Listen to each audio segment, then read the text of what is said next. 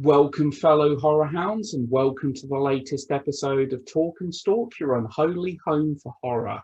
I'm your host, as always, Barry, and today's podcast, I'm really just going to be talking about and ranking my top five horror movies of 1980. Now, I plan for this to be an ongoing thing.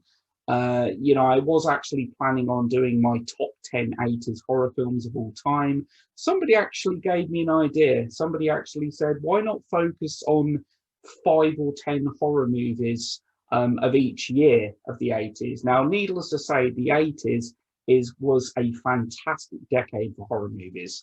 It is really hard to kind of condense it into just 10 films. So I thought, yeah, I'm basically going to go by year. That way, there'll be a lot of great 80s horror films that don't actually get left out. Starting with 1980. As always, this is basically my personal list. You know, we've all got our own views, all got our own opinions and that. And even with 1980, this was actually quite hard to do.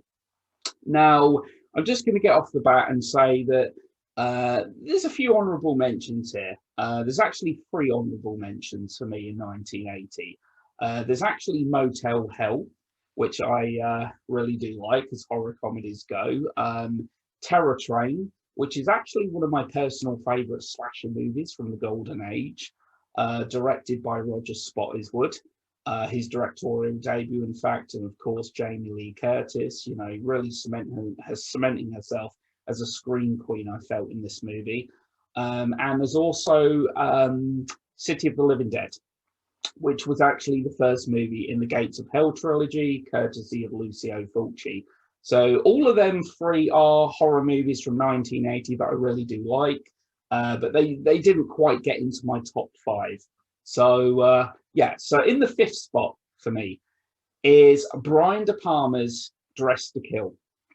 I'll admit, this almost didn't get in. There was a lot of kind of oohing and ahhing whether this film gets into the top five or not. I really like Dressed to Kill. I know Brian De Palma certainly has his critics. This is clearly a homage, if you will. Some would call a rip-off, I don't know, of Psycho. It's very much an ode to Hitchcock's Psycho. But Dressed to Kill is a film that I really do like. It's essentially a Western-made giallo as well. Obviously starring the likes of Angie Dickinson, of course Nancy Allen, and of course the great Michael Caine. As I said, essentially at its core, this film is a giallo. You've got the black gloved killer, you've got the razor wielding. It actually has quite a few storyline elements that have become quite synonymous with giallo. And Dressed to Kill, a great score, I feel, from Pino Donaggio. Good film in my opinion. As I said, this film clearly does pay a lot of homage to Hitchcock's Psycho. And of course, anyone that knows Brian De Palma knows that he is a huge Hitchcock fan, which is very evident, certainly from his earlier films, the likes of Sisters and certainly this. Now in the fourth spot for me is one of my favorite slasher movies from the golden age, without a doubt. In the fourth spot is Friday the 13th. It is still my favorite campsite slasher movie. It is still my favorite of the franchise. Directed by, of course, Sean Cunningham. This was actually the first slasher movie to ever be backed by a major studio, that being Paramount. What I really like about Friday the 13th is I love the campsite setting, Camp Crystal Lake, which of course has become really iconic, horror fans out there. I love the score, courtesy of Harry Manfredini. The deaths in this movie, courtesy of Tom Savini. I think this film has some good practical effects.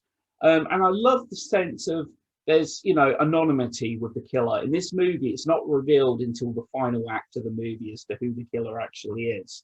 To me, as I said, this is still my favorite campsite slasher film. There are other slasher films that may be brought up in future podcasts and that, as I actually steer through the 80s. But Friday the 13th is still my favorite. And Yeah, I'll be honest. Terror Train wasn't too far off Friday the 13th. Terror Train, I was actually quite close to putting in my top five. I realised that Terror Train isn't Halloween or Friday the 13th. It's certainly not as well known as them two films, but it's certainly a slasher film that I have a soft spot for. Now, in the third spot here is one of John Carpenter's best films, in my opinion, one of my personal favourites, certainly, and that is The Fog, released in very early 1980. Great cast to this movie.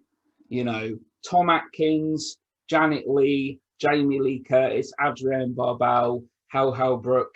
Yeah, The Fog. It's kind of a supernatural. It's a supernatural horror movie. It certainly has slasher elements to it. Absolutely love the score, courtesy of John Carpenter. Of course, you know, he scored it himself. And, you know, there's a very kind of Lovecraftian echo to this movie. I love the setting, the coastal town that is obviously enveloped by this fog. And again, it's essentially at its core, it's a revenge tale. And yeah, I actually think it's one of the best supernatural horror films out there. Less said about the 2005 remake, the better, complete and utter CG fest, an absolute mess of a movie. But the original Fog is one of my favorite John Carpenter movies, certainly. Now, in the second spot here, to me, it's one of my personal favorite ghost movies of all time, and that is The Changeling. Now, The Changeling stars George C. Scott. I think he actually gives a great performance in this movie. This is a supernatural horror film, but it's one that has a great level of restraint. It's very subdued. It's very subtle. It's a very kind of slow burning kind of supernatural horror film that at its core has a really good story, I feel, a really kind of tragic story as well, you know, at its core. It's kind of a good mystery as well. And I think this film has some creepy scenes kind of here and there. It's a very kind of slow burning kind of supernatural horror film, but I actually think it's one of the best films of its kind. And I will admit, I didn't actually get to see this film for the first time until about 4 years ago. I feel really ashamed for saying that because obviously I know that this film does have a big fan following. This is a really popular horror movie, and this is actually a film that is widely regarded by many now to be one of the best horror films of all time. I think it's an effectively very well made movie with a good story. Now, in the number one spot, this is probably going to come as no surprise to anyone whatsoever. This is regarded by many to be one of the greatest horror movies of all time. I can fully understand why people think it's overrated, though. Okay. This certainly, I feel, is a movie that is kind of an acquired taste. To me, it's a classic. I absolutely love it. And that's The Shining. Of course, directed by Stanley Kubrick and based on the classic Stephen King novel. Now, I love the novel, but I also love the film for different reasons. I know Stephen King actually hates the movie. He has publicly stated that because Kubrick essentially turned it into his own thing. The Shining is a masterfully made film. You know, in my opinion. Everything from the score, the use of camera angles, there's just a sense of dread that permits this film. You know, the sense of claustrophobia, the atmosphere in this movie. To me, it's just an incredibly well put together movie that just has so many great iconic moments to it, be it the twins, be it Red Rum, you know, obviously one of the most famous lines in horror movie history, you know, here's Johnny. Jack Nicholson gives a tour de force performance. I mean, I can fully understand Stephen King's hate for him being cast in this role. It's Jack Nicholson. Only a few years after One Flew Over the Cuckoo's Nest, I think people had already associated Nicholson with crazy and off the wall. So in this movie, you even kind of feel that even before he gets to the Overlook Hotel, it's something a little off kilter with Jack Nicholson. I can fully understand, you know, Stephen King's uncertainty and apprehension about someone like Jack Nicholson being cast in this role. But of course, it's certainly without a doubt one of Nicholson's most iconic performances. The Overlook Hotel, fantastic setting. The hotel, like, is a character in its own right. And I just think it's such an incredibly well-made movie. It's a long film, obviously it's nearly 2.5 hours. It's a very slow-burning film, not a film for everyone. And I can fully understand and appreciate some people saying they think it's overrated. I get that. Personally, it is a film I love. So yeah, The Shining is at number one for me. It's a great psychological horror film. I actually love the ending to this movie as well, the final shot that we get that really gives a real sense of ambiguity to it. So yeah, they're my top 5 horror movies from 1980. There's many other horror films that came out the same year, obviously. A great little B movie in Alligator. We had Maniac, which admittedly I'm not really a big fan of. I do think Tom Savini had some great top-notch practical effects in that film, among many others. Prom Night, He Knows You're Alone. Not really a big fan of either of them slasher films, in all honesty. So that's my top 5.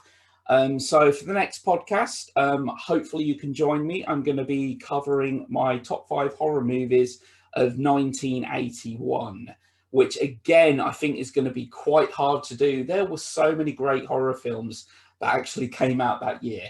So that's it for today. And thanks a lot to everyone that listened. And I'll be back again soon to haunt you and torment you. Take care.